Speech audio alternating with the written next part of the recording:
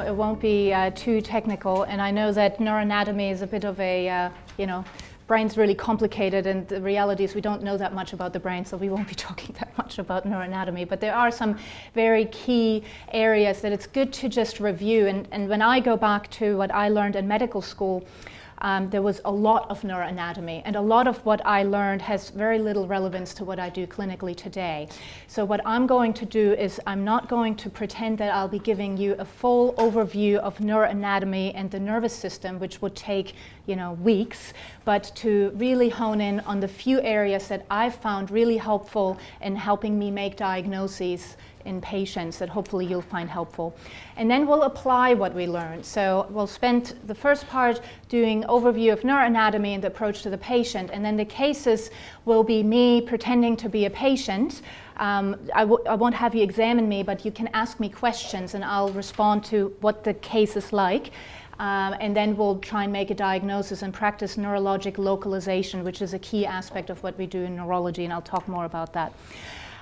So we do that before and after lunch, and then there'll be a even more practical session of the 60-second neurologic examination. That's just something that I coined sort of 5-6 years ago, because I realized, especially medical students coming through, I have them do an examination, and then an hour and a half later they emerge from the patient room. It's like, what have you been doing in there? It's like, oh, we've been, sense of smell and red reflex. And I was like, you don't do all of that. So I think you have this idea that we spend all of our time examining the patient, when actually most of what we do is spend the time talking to the patient, getting the history, and then using the examination to just confirm our suspicions.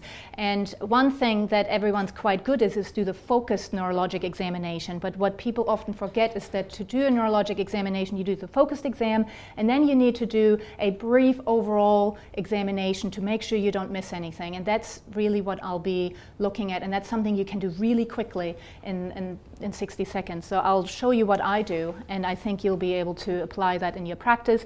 And then really, as a form of summary, we'll be covering heaps and heaps of information, and then I'll boil it down to the 10 things that I would want my GP to know about neurology, that will be things that we've talked over the course of the day, and just focusing on the 10 things that I think are really important. And then there'll be some time for question and answer afterwards. So it's really difficult to prepare lectures for a whole day. So I didn't run through this and practice this 5 times, because I don't have 5 days to practice it. I've given these slides in other areas before, but we will have to contract and expand a little bit as the day goes on, and it may be that we have some time left over at the end of the day, and if we do, by all means, if you have any complex cases that you'd like to discuss, that'll be an opportunity to do that. Otherwise, you can ask questions all throughout the day. So I'm not asking you to hold all your questions till the end of the day. I'll leave some time after each session to ask some questions, but if there are particular things you didn't have a chance to ask during the day, or cases that you'd like my thoughts on of how I'd approach them, then there may be an opportunity to do that. All right, so neurologic assessment. So the first question, and this is kind of what I was taught when I went through neurology training. The first thing that we ask is it actually neurological? This is not something you ask, because if it doesn't matter for you, you're still your patient, even if it's not neurological. For us, we say, well, it's not neurological, send them to cardiology or gen med or something else. But that's what's quite important for us, because if it's not neurological, then we're done and we're not going to continue, because there'll be somebody who knows a lot more about the condition than we do. But we approach patients quite similarly to everyone else, but the difference is that we want to know where the problem is before we want to know what the problem is. So before we jump into differential diagnosis along the lines of a syndromic allocation, so that's what you do in most of medicine. You have your 5 symptoms and then you match it cognitively to some syndrome you've read about, and then you make your diagnosis. So if you diagnose appendicitis, think abdominal, going way off my area of expertise, abdominal pain, rebound, tenderness, nausea, fever. So these are all quite different symptoms that you fit into a pattern, and then you make your diagnosis and your differential diagnosis. In neurology, there's so many different conditions in so many different places of the nervous system that you more often go wrong than right if you do that approach. And what we do is we localize the problem first. So we try to identify where in the nervous system is the problem, and only then do we come up with a differential diagnosis. So this is what I go on about with my students. Don't the 35-year-old woman with numbness, don't think immediately MS. Think first, where's the numbness? What is it? Nerves? Is it spinal cord? Is it brain? And then you can hone in on the differential diagnosis. And then, of course, this is what we all do. Then we try and figure out what's the most likely diagnosis, but we don't want to forget the one that's really scary because we don't want to miss that one, even if it's unlikely. And it's also the one that the patient is always most worried about. We then triage. This is what you do all the time. Is it urgent? Is it semi-urgent? Is it non-urgent? Do I send them to ED? Do I send them home? And we do the same thing in clinic. What tests do we need to do? What therapies are available? And what are the patient's concerns? And this is something that I've always found that primary care doctors are really good at, and we have to do that a lot because a lot of our presentations are not organic, or a lot of our presentations to the neurology clinic, the patient is more worried about the prognosis than the actual therapy or the diagnosis, so they really want to have, sometimes they don't even want the diagnosis, they want to just exclude a particular diagnosis. So I find it always really important and remind myself that that's important to address early on in the consultation. And just as I've already alluded to earlier, just like everywhere else, the history is where it's at. It's not the neurologic examination. You worry about the neurologic examination because it's a lot to think about and worry about, but you really know what you're doing because it's really the history where it's all at. So for localization, we need to know the distribution of symptoms. Is it one side of the body? Is it both sides of the body? We need to know the modality of the disability. Is it weakness, numbness, vision loss, imbalance? So we need to hone in on what is the nature of the problem and where is it distributed. Then we localize, then we look at symptom duration, course, onset. And this is what we learn in school, and this is what we do in neurology, and it's really important. So one of the most important things is the sudden versus the gradual onset. So something that comes on like that, what does that tend to be? Vascular. So that's the same in every body part. It's the same with stroke. Strokes don't come on gradually over days. They come on like that. You block off a blood vessel and you have the symptoms. Sometimes if you have a bleed, it can expand, but as a general rule, it's sudden onset. Something that comes on over seconds, maybe spreads up quickly the arm, tends to be an epileptic phenomenon, so electrical problem. Something that comes on over minutes and builds and sort of reaches its maximum at about half an hour to an hour. What might that be? That's a fairly unique neurological situation. You don't see that in a lot of areas. So we think of that as a typical migraine phenomenon. So you have your tingling that moves up the arm into the face, then the leg, and then half an hour later the headache starts and the symptoms, the neurological symptoms start resolving. Hours, I think infection. So a bacterial meningitis develops over several hours, maybe up to a day or two. Viral infections are a little bit more gradual than that. Autoimmune disorders generally develop over hours, but usually days, to going into a week or two perhaps. So that's your MS, your Guillain-Barré syndrome, those kinds of things develop over hours to days. Things that develop over weeks to months, what might develop over weeks to months? Gradual weakness. Parkinson. Yeah, so Parkinson's, I think of that as slightly more chronic, so months to even years, but you're right. So that is something that somebody could notice over weeks to months. So the thing I had in mind, it's a little bit, guess what I'm thinking, is tumors. So tumors, in my mind, develop over weeks generally. So it's rare for somebody to have a sudden onset of a brain tumor and present. Usually there'll be something that they've noticed before, but all of this is just generalization, so there are always exceptions. And neurodegenerative conditions generally develop over months and years. Of course, the other thing, the intermittency of symptoms is important. So headaches that come and go are not nearly as concerning as headaches that come and get worse.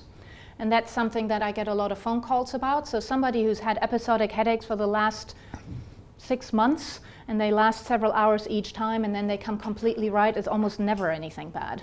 right? I mean, you know that. But then there's those gray zones in between. But anything that goes away is generally fairly benign, except for things like TIA, and we'll spend some more time about that. Generally, worsening is worse, improving is better, makes sense. Associated symptoms, so those are the systemic symptoms. So fevers, those kinds of things. And then there's associated symptoms that are neuroanatomically near. So if you have somebody with numbness, one side of the body, and then they have double vision as well, then I think brainstem, because double vision always comes from the brainstem. So you try to use those for localization, while you use the systemic symptoms more for syndromic allocation. And then, of course, risk factor identification is important as well. So this is bread and butter medicine. That's not really that different, but I just thought it's important. If I just talk about anatomy, then I don't want to give the message that the history isn't important, and obviously it is. So now, from a neurologic system perspective, you can pretty simply organize it into these categories. So you have your brain at the top, you move down to the spinal cord, the nerve roots as the nerves come off the cord, plexi, you have brachial plexi and pelvic plexi. So these are jumbled nerve bundles, and then they go into peripheral nerves. Then where the nerve interfaces with the muscle is the neuromuscular junction, and then the muscle. And we cover all of those organ systems. So that's quite a lot of the human body to consider when you have somebody presenting with weakness, for example, because it could come from all of those areas. So starting with the brain, so here's an MRI scan of a brain. It's a sagittal cut. So here's the patient's nose, the tongue, the spinal cord coming up, vertebral bodies. What's that? That whole thing is the brainstem, and the bottom part of the brainstem is the medulla. This big egg thing is the pons, and on top of the pons is the midbrain. This thing here, cerebellum, cerebral cortex. Anyone know what this is? Very good. And the black thing in the middle here is the lateral ventricle. So we're actually getting it a little bit off center, because otherwise we just see a membrane. All right, so that's very good. So this is an axial, can you see that all right? This is an axial T2 image, MRI scan. Here we have the lateral ventricles, the anterior horns, posterior horns. All the white stuff is CSF. So these are sulci of fluid, pockets going in. And I don't know if you can appreciate that too well. Down here, right by the lateral ventricle, is sort of a little almond-shaped structure. Anyone know what that is? The amygdala is really small. It's very hard to see on MRI scan. So you're it's in the same category of structure, but that's the caudate nucleus. So it's one of the basal ganglia. Here you have the putamen, and then you have a stretch of darker tissue on the inside and outside, which is the internal and external capsule. So everything kind of goes through there. And then how about these things here? And you cannot see them, you just have to kind of imagine it. I can't see them, but on each side here are another thalami. So thalamus, one on each side. So we'll talk more about those. Okay, so the brain. The cortex. The cortex is your brain, your neurons. It's actually very small. It's lots of tissue, but it's very, very thin. It's just the ribbon on the outside. And that's where all the good stuff happens. So that's where your nerve cells live. That's what goes away when you have Alzheimer's disease. Actually, your neurons die. So this is what I call the cool stuff. This is why neurology is cool, because we look at things like language function, motor planning.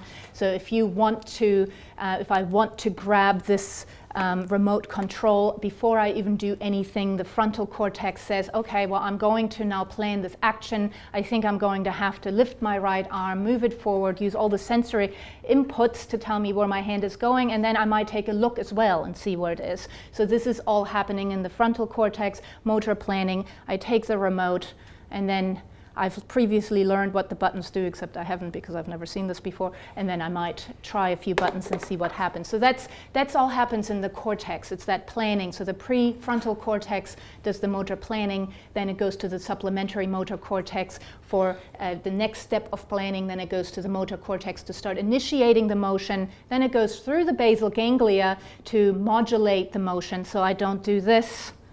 Then it goes down through the midbrain, the pons, motor pathways to my arm to pick it up.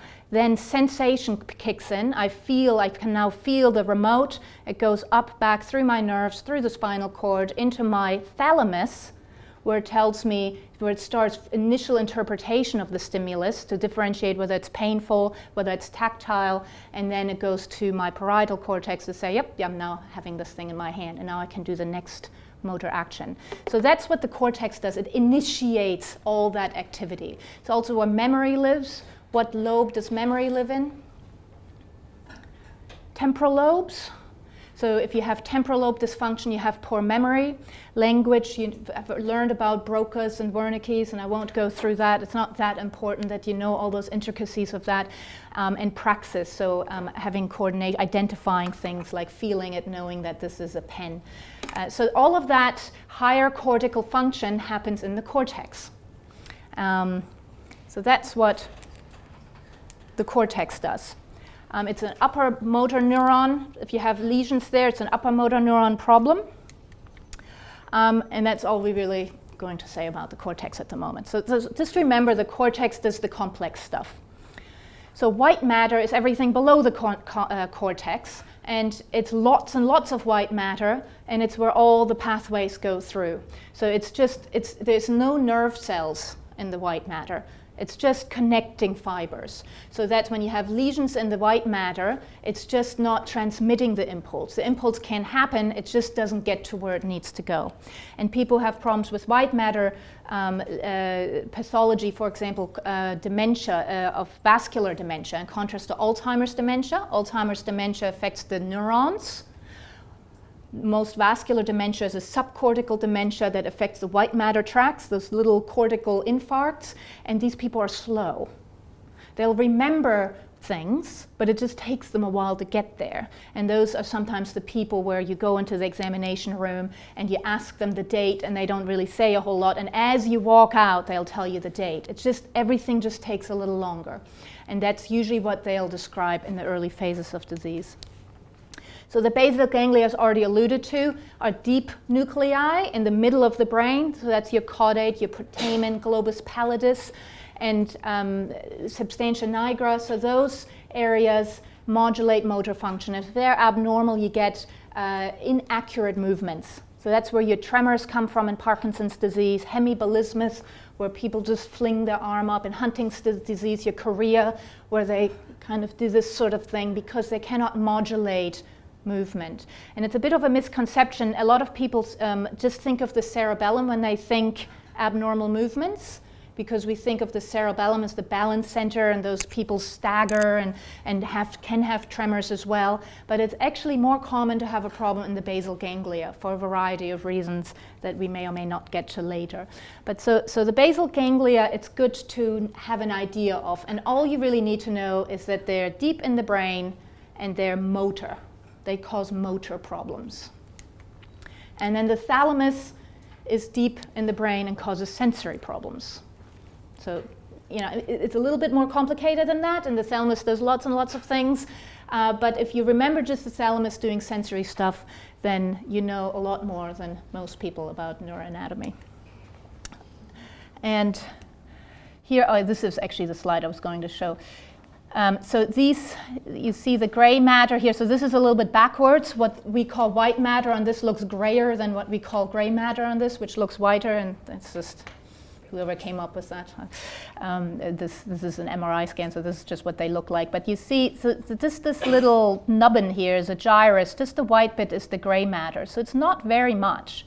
And then underlying there, see the sort of U-shaped thing here, that's all white matter. Here's your putamen and your caudate, frontal white matter. Does that all make sense? Okay, so, well, cerebellum. So that's all supra-tentorial, and then yeah? Sorry, the white matter, you say it's fibers, but it's not neurons. Right. So what are the fibers made of? Well, no, sorry, they are not, they're the axons. Yes. So they're part of the neuron, the cell body, I should say. Yes, you're correct. So cerebellum does coordination and further motor modulation. And the brainstem does everything, because everything has to go through the brainstem, which is why when you have very small brainstem lesions, you get really massive problems. So a small punctate pontine lesion can cause, it's like a 5 millimeter lesion can cause you to be locked in, where you have no movements at all except for eye movements. And it's just because everything passes through there.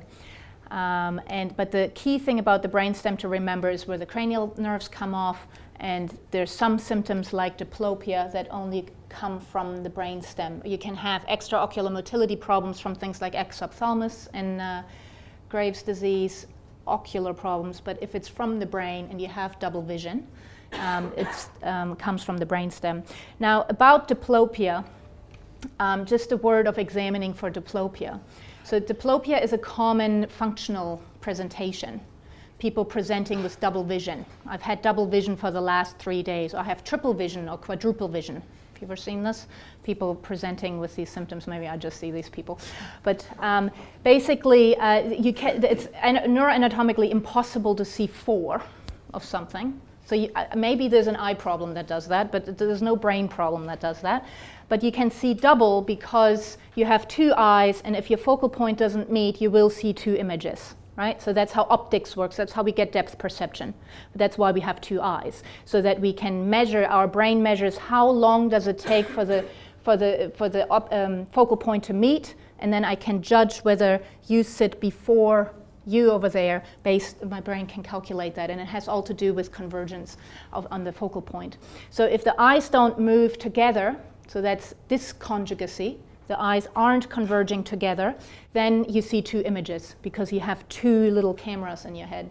And so what happens if you have diplopia from a brain problem, how can you get rid of it? How can you make it just one image? You cover one eye, okay? And does it matter which eye you cover? No.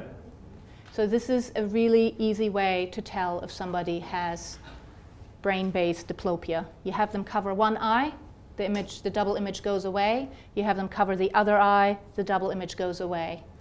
And that's that's the sort of thing that people who are having somatization disorders don't quite get.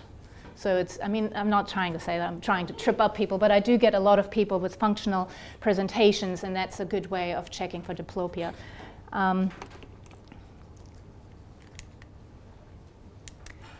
Spinal cord's more connecting highway, so it's still part of the nerve, but it's just the extension of the axon with myelin. It has obviously sensory and motor components, and then there's the crossed and uncrossed pathways. Do you remember that bit? So we'll talk about that a little bit. And that's the basis of this thing called Brown-Séquard syndrome, where you get crossed signs. We'll talk about that a little bit too. And the reason why we're talking about it is because it's actually quite helpful when you're trying to diagnose a spinal cord problem. That's one of those more complex things that is useful. It's upper motor neuron, the spinal cord. So it's still in the upper motor neuron system. Okay, so here's your spinal cord pathways. So these are the sensory pathways, and this is the motor pathway. So the motor pathway goes through the brainstem, crosses over at the pyramidal tracts there at the decussation, and then travels on in the spinal cord on the ipsilateral side to where it actually causes motion. So anything from the neck down, if I have a lesion on the right side, it will cause weakness on the right side. If I have a lesion on the right side of the brain, it causes weakness on the left side. If I have a lesion in the right basal ganglia, it will cause problems on the left side. If I have a lesion in the right midbrain, it'll cause a problem on the left side. If I have a lesion in the upper cervical cord on the right, it'll cause problems on the right side. So that's the implication of these cross pathways. So motor crosses high at the bottom of the brainstem. Now sensory, just to make it a little more fun, has two pathways. One crosses at the level of the brainstem and the other does not. You remember that, right? So it comes up, so these are your two sensory pathways. You have your pain pathways, your small fibers, which do pain, and what else do they do? Temperature. Temperature and pain travels via the small pathways, the spinothalamic tracts. And then you have your large fibers, which do what? Position and vibration. Not that that's something we use all the time, but it's useful during examination. So position and vibration. Now light touch is a little tricky because it kind of travels on both. And so it's not, so light touch, when you just brush somebody, is a really good screening way of seeing if somebody is numb, but it doesn't give you a whole lot as far as localization is concerned when you're trying to figure out which pathways in the spinal cord. So the large fibers, the myelinated fibers that carry vibration and position sense, do something very similar to the motor fibers. They're ascending, right? So the motors come from the brain down, and these are the descending pathways. The sensory fibers are ascending because they actually take sensory findings, sensory stimuli from the periphery up to the brain to report back. So the large fibers enter at the level of the dorsal root, enter the spinal cord, and travel up ipsilateral on the same side as the nerve came in, all the way up to the brainstem, and then pass over in a similar place as the descending motor pathways cross over coming down. So if you have a problem on the left side of the brain in the parietal lobe, you'll have numbness on the right side. If you have a problem in the midbrain on the left, you'll have numbness on the right side. But if you make it to the upper cervical cord and you have problems on the left, you'll have numbness on the left side. Yeah? Now, if you have a temperature or pinprick problem, that's your small fibers, they cross essentially at the same level as they enter the spinal cord. Technically speaking, often one or two above that, but I wouldn't worry about that. So think of them as crossing where they enter. So if you have a problem in the left, so if you have a lesion in the left thalamus affecting pain and temperature, you'll have problems on the right side. If you have a lesion on the left thoracic cord, you'll have problems on the right side. So it's opposite. It's contralateral to the side where you have the symptoms. So vibration, position, and motor cross in the brainstem. Temperature and pinprick cross at the level where it enters the spinal cord. And that's why you get this funny presentation when somebody has a hemicord lesion where they have problems with temperature and pinprick on one side, on one leg, and weakness and vibratory loss on the other side. And if you ever see that, you know it's a spinal cord problem. And you take your little pin and you move up the leg, and at some point it'll stop and you have your level.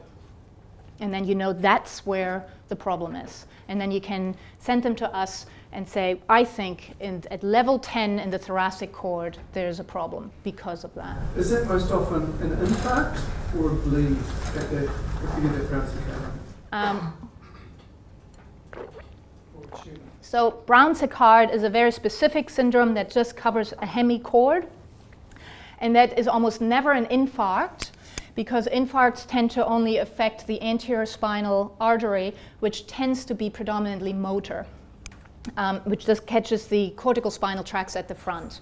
It can sometimes cause some cortical spinothalamic tract involvement, and then you might see that where you have the motor and the temperature on two sides.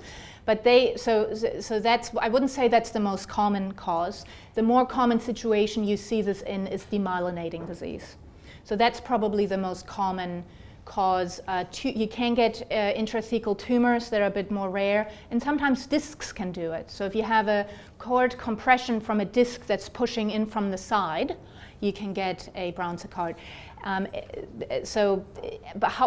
Pretty much any spinal cord lesion can do it, but those would be the more common ones. Yep, that's all I have to say about the spinal cord. Nerve roots. So nerve roots is where upper motor neuron turns into lower motor neuron. That's where you have your motor neurons that cause motor neuron disease. I don't know if I have it with me. There's a picture here. So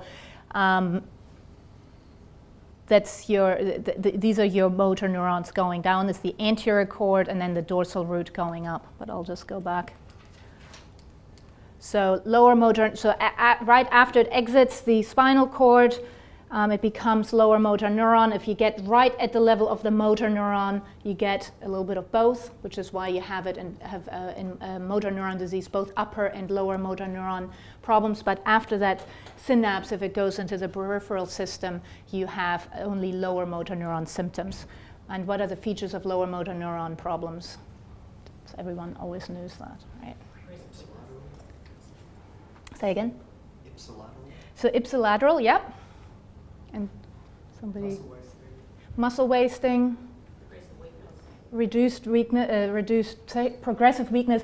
I wouldn't say that that's definitely pathognomonic for lower motor neuron. You can see that with lower motor neuron. Fasciculations, decreased reflexes. So upper motor neuron is your increased tone, your increased reflexes, positive Babinski signs. And lower motor neuron is fasciculations and reduced reflexes and sometimes reduced tone, although that's not quite as reliable. The course is more dependent on what the underlying cause is rather than what part of the motor system is involved. So you have your dorsal and your ventral horns, ventral in the front, dorsal in the back, and dorsal is where the sensory fibers come through, ventral is where the motor fibers come through. And that's the most common cause of disease in the nerve roots is from a disc compression. And you see those all the time. Or at least you see people have back pain and you suspect they have compressive disc disease.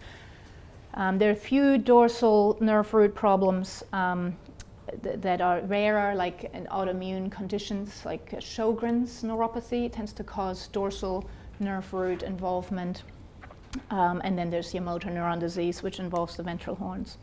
The plexi is where you have your nerve bundles, and there are usually problems with the plexus. What you see most commonly is brachial plexus lesions. They're not that common. I see them with some frequency in the EMG lab. It tends to be motorcycle riders, and it seems to be recurrent offenders.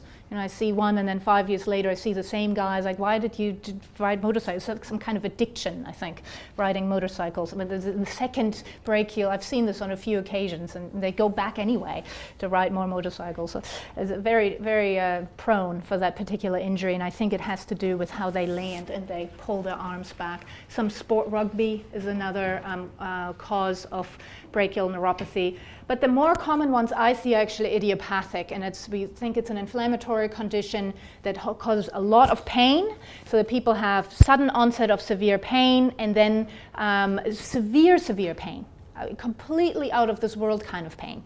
And then maybe hours or days later they develop some numbness or weakness in the arm, and it does respond to some degree to prednisone, and then it just gets better on its own.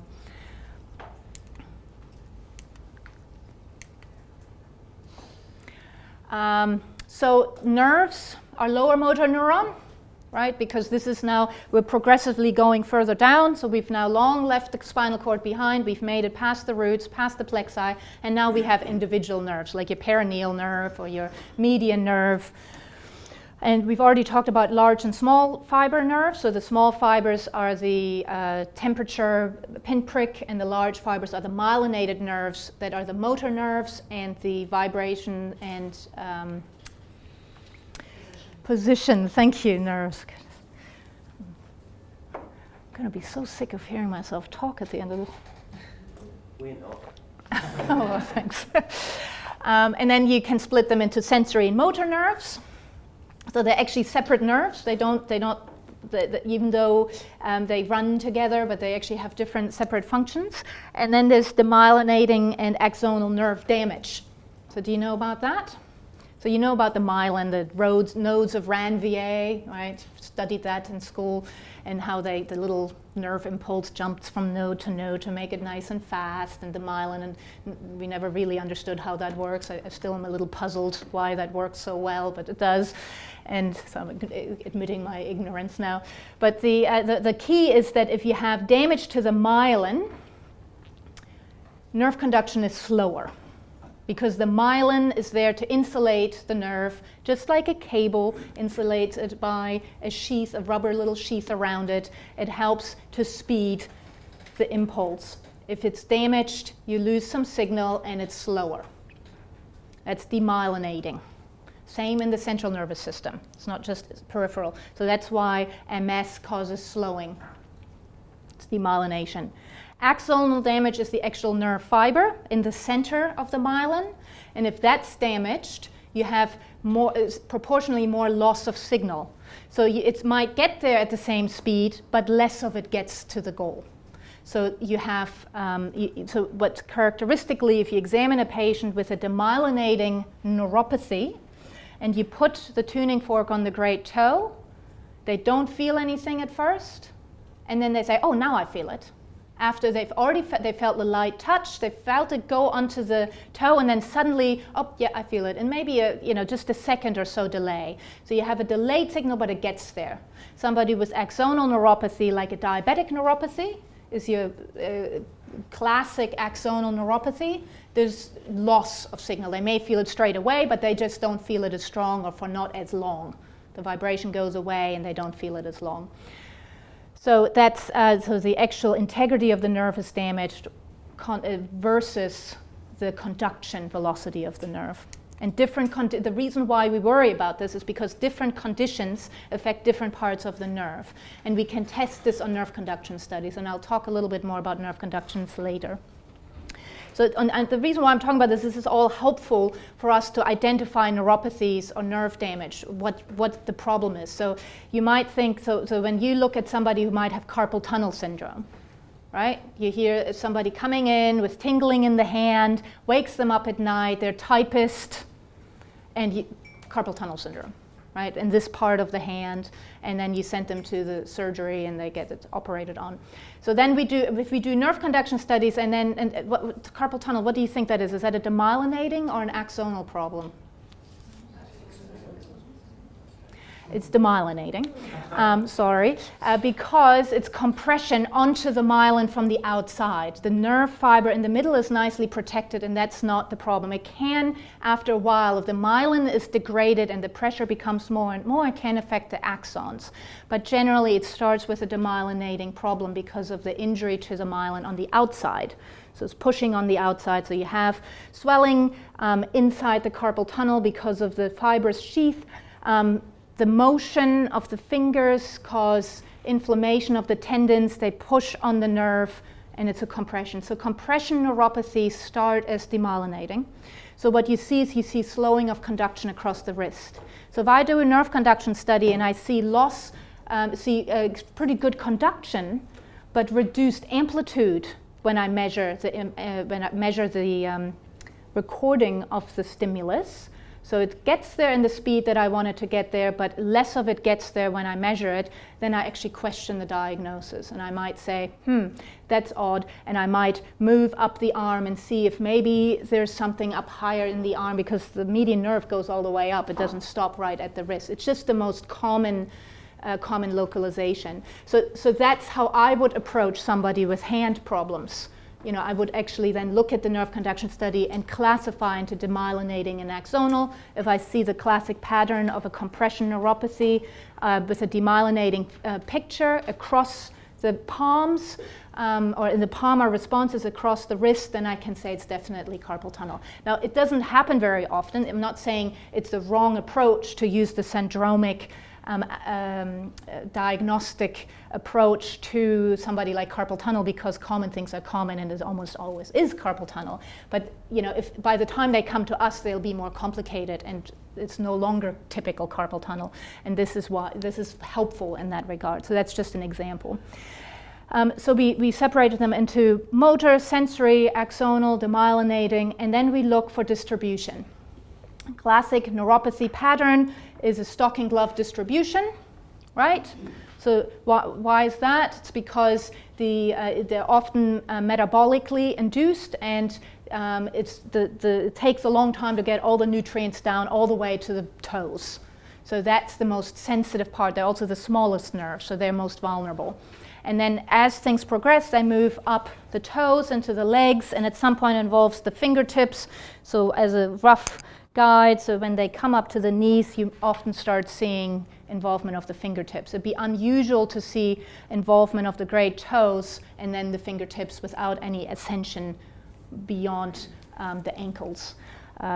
Rules, these are generalizations. There's always exceptions, but that's generally the pattern we see. So finger involvement tends to occur quite late. We see hand involvement in people who have diabetes with just foot involvement, but they actually tend to be carpal tunnel syndrome. They tend to not be the peripheral neuropathy in the fingers because they're more prone to have compression neuropathies on top. So that's your symmetric pattern. That's your vitamin deficiencies, your diabetes, your alcoholism, all those toxic neuropathies or ascending neuropathies. And then there's a different kind of neuropathy, which is the patchy neuropathy, which is a vasculitic type cause generally, where you have infarcts of nerves that can occur anywhere across the body. So you might have a peroneal neuropathy on the left and a median neuropathy on the right and an ulnar neuropathy on the left, and individual nerves are picked off because the blood supply to the nerves is impaired. They're more rare, but they exist, but that's what we categorize them. So here's your nerve. It's nothing very surprising. So these are your nodes of Ranvier there, your myelin and your axon in the middle. So then the, so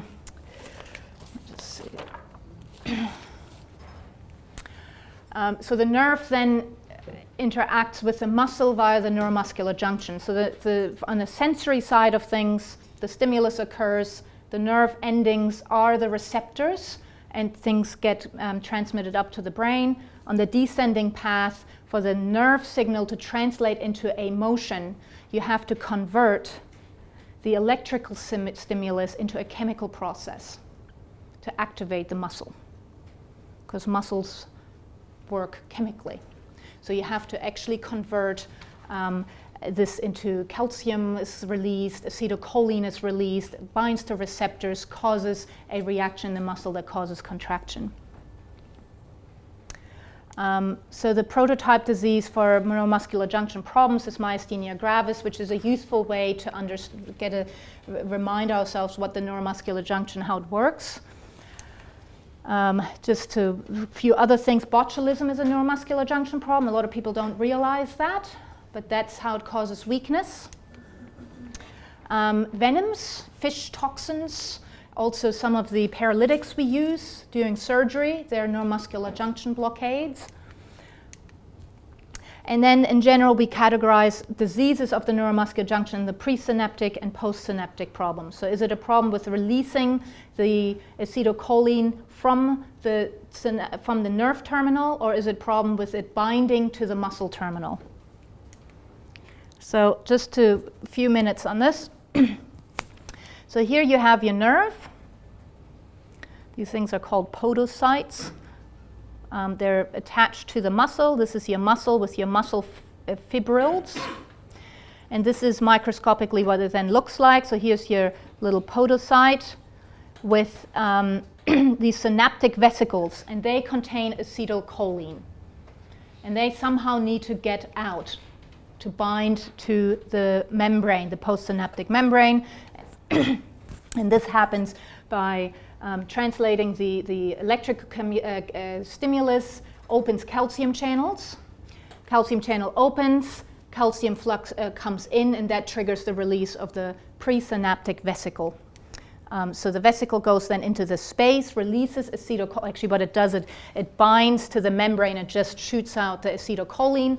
The acetylcholine is then in the junction and binds to receptors on the postsynaptic membrane. And do you know what happens in myasthenia gravis? Postsynaptic membrane doesn't work. The gates there's too few gates receptors. So yes, so the postsynaptic receptors, they're not there because they're being attacked by antibodies. So acetylcholine receptor antibodies is what we check for in people with myasthenia gravis, and if they're high, then that confirms the diagnosis. They bind to the receptors on the postsynaptic membrane and destroy them, or bind to them, and then they cannot bind the acetylcholine. The competitive binding. So they block up all the binding sites. Eventually, they are destroyed because they aren't kept in use. And then you have all this acetylcholine floating around, nothing to bind to. So the electrical stimulus that has now been translated into a chemical stimulus can never activate the muscle, and that's why you're weak. There's fatigability with myasthenia gravis because usually there'll be some receptors left. So you can get some movement going, but as you want to intensify the motion, the strength, you want to increase the power in your muscle, there are just not enough receptors to increase the recruitment of myofibrils in the muscle itself, because there's not enough receptors to increase the signal. Now, botulism has a problem in the presynaptic membrane. It interferes with the calcium channels, so it never releases the acetylcholine. Same with neuromuscular blockades, most of them prevent calcium influx that prevents the acetylcholine from being released. Yeah? And you had mitochondria on there. Does that affect the synapse as well? No. Mitochondrial diseases. So mitochondrial diseases cause muscle problems because muscles require a lot of mitochondrial energy production. So that's part of the reason why mitochondrial diseases predominantly, you see symptoms there, because they're so oxygen dependent, more so than other tissue. But that's nothing to do with that. So muscle. So now, assuming all has gone well, we've traveled down the spinal cord, down the nerve, into the neuromuscular junction. There were receptors. We've now activated the muscle, and we want the muscle to do some action. So if you have a muscle problem, this may sound silly, but it causes then, if there's a problem, it's a motor problem. So muscle problems do not cause numbness. So if you have a patient who presents with bilateral numbness and weakness, myopathy shouldn't be in your differential diagnosis unless you have two problems. But you can never explain numbness with a myopathic problem. So it's motor only. Reflexes, in the textbook, usually it says reflexes are down.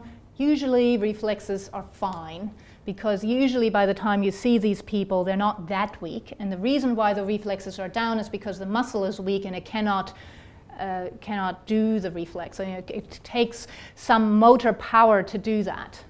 And so the reflex will be down if you're profoundly weak, because you cannot activate this muscle. That's the sole reason why your reflexes are down. But most people, by the time they present, they still have some strength. So usually they're quite normal. But they can be down, and they certainly shouldn't be hyperreflexic. So the most common myopathies we see are inflammatory myopathies. Myopathies in general aren't very common. Who has a patient with a myopathy here? My point, exactly. So they're not very common. I don't see a whole lot of these, but polymyositis would be the classic condition. Sometimes we co-manage these with rheumatologists because it's an autoimmune condition. Dermatomyositis has overlaps. The important point with dermatomyositis is that if you do have a rash in polymyositis, you do want to make sure they don't have underlying tumors, because it can be a perineoplastic problem. The other type of myopathy we see is toxic. So alcoholics can get a toxic myopathy. Steroids, often we cause people to have myopathy. Not often, but sometimes we do. So we try to treat their neuropathy with their steroid, and then they get a myopathy. Or worse, we treat their polymyositis with steroids, and we treat that myopathy, and then we cause a new myopathy with the steroid. So that's never great.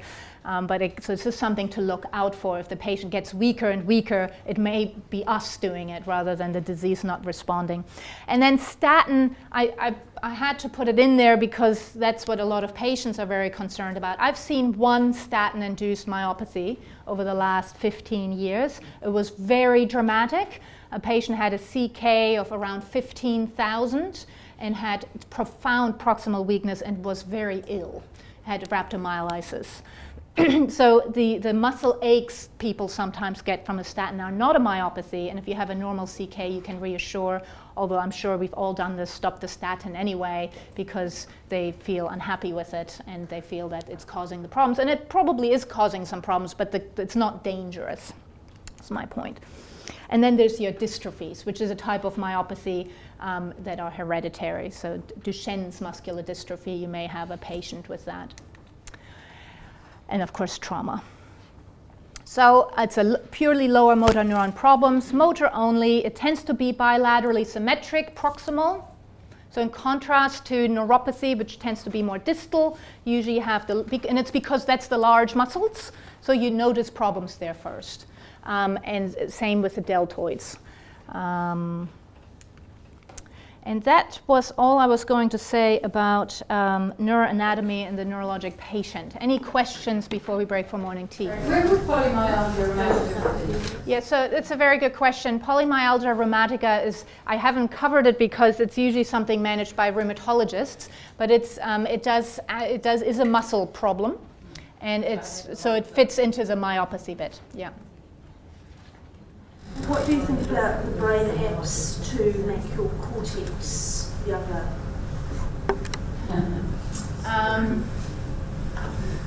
So like the transcortical stimulation type No. thing? I mean, download an app on your phone and play Trivial Pursuit all day. Or stimulate. so Big that believer you in don't that. get Alzheimer's. So and things I'm like not that. sure about that. It has to be an app. I think doing Sudoku works just fine in a book. But there is very good evidence that if you do exercise your brain, just like exercising your muscles, it will help cognitive preservation. And whether that is because it actually increases resilience or whether you're just developing more neuronal pathways and connections so that when you start losing some, you have more of a resistance is not entirely clear. I suspect it's probably the latter. So there's also evidence to suggest that people who are more educated, so not necessarily more intelligent, but people who are at baseline more educated, present later with Alzheimer's symptoms, and that's the same theory, that it's just the more active you keep your brain, the more neuronal pathways you create, and if you lose one, you're more likely to pick up that same ability with another one. Just like after stroke, we know that if you get in there pretty quickly and do neuronal reorganization with neuroplasticity, we used to think the brain is just what you've got. But we now increasingly are realizing that there is modulation that occurs after you've reached maturity. And whether that's actually new tissue or it's probably new neuronal connections that you're building. Every time you learn something, you bolster your neural connections and you increase resilience. So I strongly believe in that. And I recommend that to my patients. Even after stroke, I tell them, it's always hard to rehabilitate cognitive problems, we think, because we're so used to physiotherapists doing exercises. We think of our muscles as something we can exercise, but we can exercise balance, we can exercise sensation, and we can exercise cognition.